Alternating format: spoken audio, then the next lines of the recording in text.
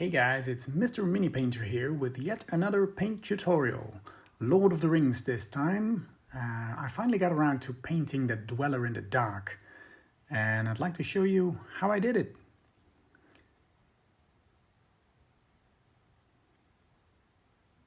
As you can see here, there are many different sprues. This is the plastic version. I think there used to be a metal one in the early days.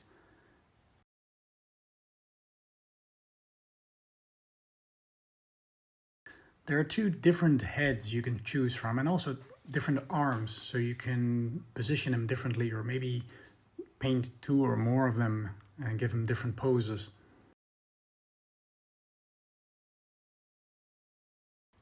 I assembled the model. I chose the head and arms I liked and gave it a black base coat.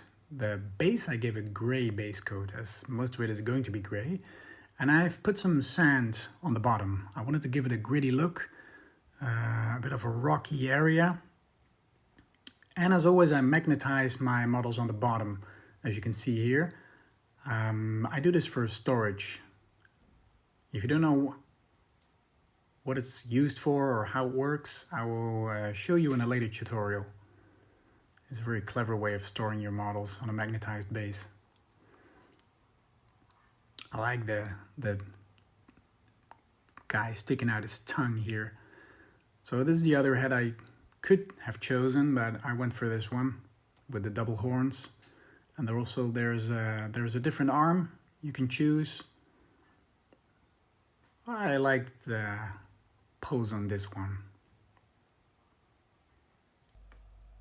I'm now dry brushing the model with gray cere. I use a fairly large dry brush since we're covering large areas.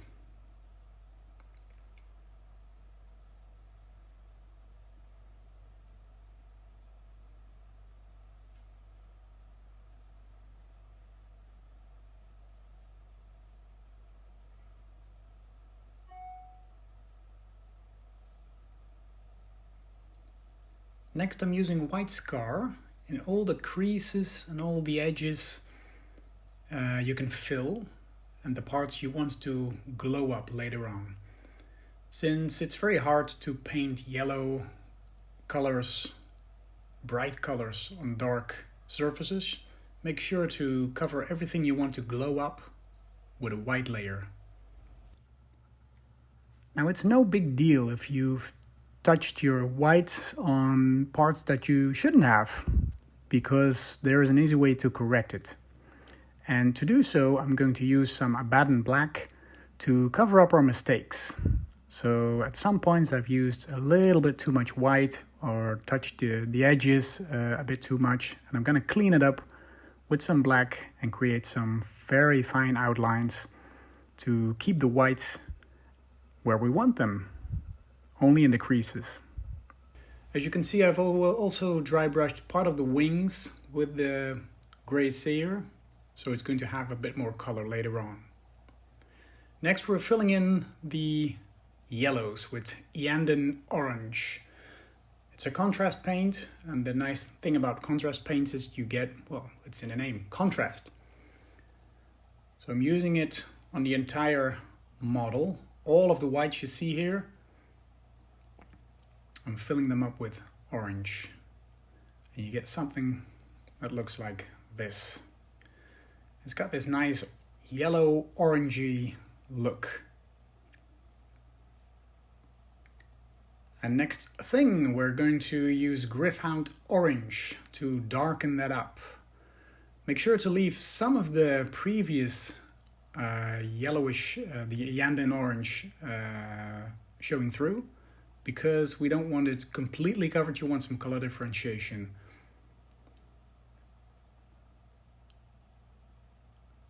Just leave some of the yellow color in the edges,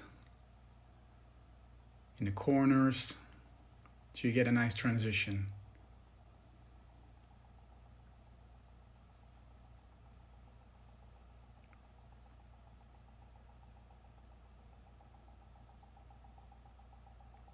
Try not to touch too much of the black areas,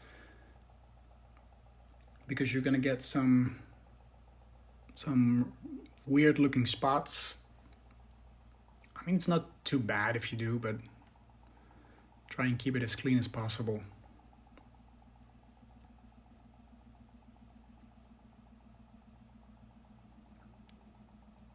Well, when you're finished, you should have something that looks like this. And our next step will be to darken that even more with Blood Angels Red. I want this to be only visible in the darkest, the deepest recesses of the model. So the middle of the veins, could you call them like that? Probably. So again, like the previous step, leave some of the existing color showing through and just touch the middle of those veins to create some nice transition to a darker tone. You end up with something like this. I think it's nice if you have some yellow part shining through, some orange part shining through, some reds. You can even go further if you like with a darker red tone, but I like it like this. Next, I'm creating a transition to black on the tongue. Since I'm using this head with the tongue, I want to create a flame effect ending in a dark black point. And the top of the tongue I'm going to highlight with Ethereal Yellow. I thinned it down just a little bit. It's better to do 2 layers than one very thick one because you want it to be translucent. Just touch those parts that you want to let pop out. For the wings, I'm using Night Questor Flesh as a fleshy tone on the highlighted parts of the wings, the ones we used Grey Seer on previously. I'm using a fairly large dry brush, which is a very cheap makeup brush actually, and just touching the ends of the wings. I want them to give them a slightly fleshy look, a little bit translucent.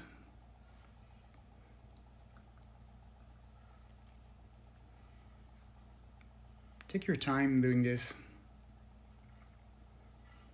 And remember, when dry brushing, don't use too much paint. Wipe it off. Better to go over it maybe 5 or 10 times than one big stroke, because you're going to get solid coverage, which you do not want.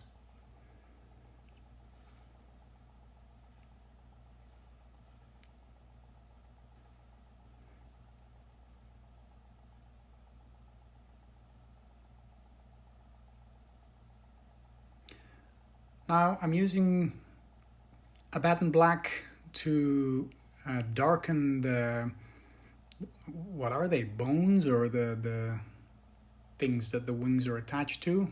I want them to pop out, but then in a darker tone, since this is a dweller of the dark.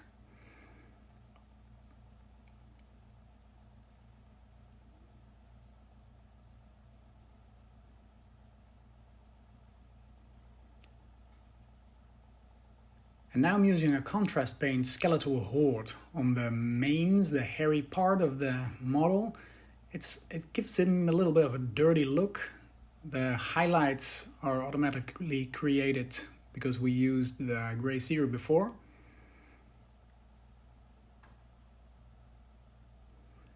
And next I'm highlighting the wings with the Night Questor Flesh, and I mixed it with about 50-50 Pellet Witch Flesh, just to make it a nice transition on the ends of the wings.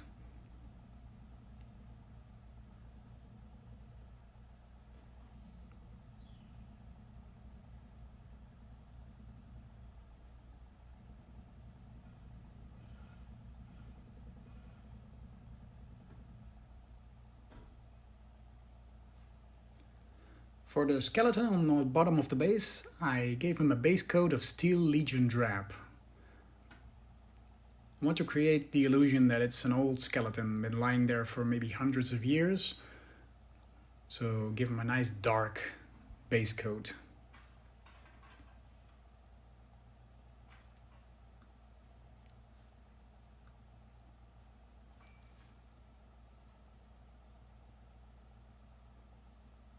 It's quite hard to reach the skeleton in some parts. I might have been more smart if I'd painted it separate from the dweller. But here we are. I'm going to highlight the entire skeleton with rock art flesh, leaving the dark recesses with the Steel Legion drab, so like the eye sockets between the ribs. Again, it's quite hard to reach, so be sure not to touch the model itself, the dweller.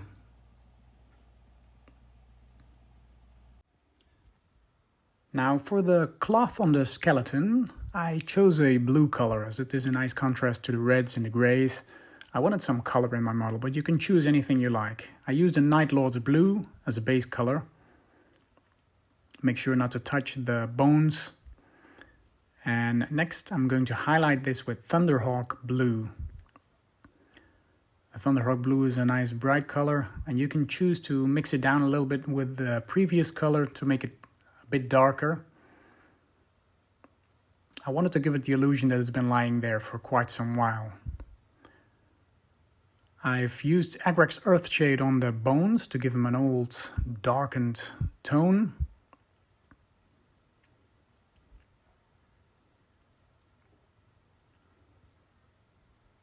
And some Drakenhof Nightshade on the blues.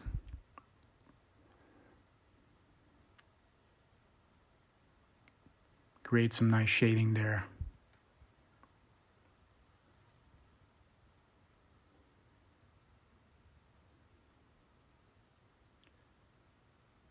Next, I'm using some gray cere to edge highlight the sharp areas of the model. So this pointy things on his elbows, the horns, basically anything you would like to highlight. Just give it a very fine edge highlight. Now that the shade has dried, I'm using Thunderhawk blue and a mix of Palette Witch Flesh, about 50-50, to give a edge highlight to the cloth.